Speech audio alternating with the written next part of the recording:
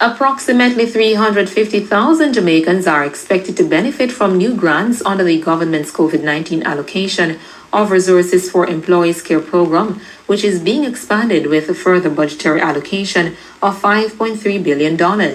Over a period of 6 months, one-off grants ranging from $10,000 to $18,000 will be provided to vulnerable persons in 6 categories at a total cost of $3.75 billion.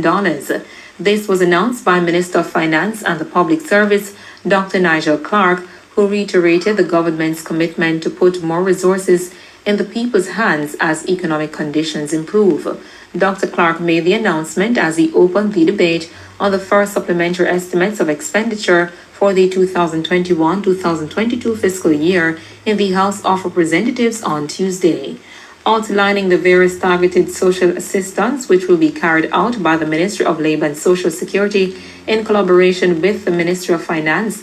Dr. Clark informed that an automatic one-off grant of $10,000 will be provided to all heads of the Program of Advancement through Health and Education Path beneficiary households.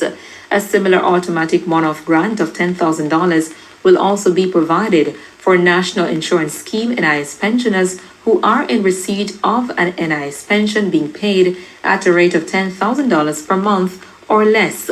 An automatic one-off grant of $10,000 will also be paid to all employees who are on the pay-as-you-earn PAYE system and earn less than or equal to $15,000 per week gross or $60,000 per month gross. In addition, all self-employed persons whose statutory income is less than or equal to $60,000 per month will also benefit from a $10,000 one-off payment.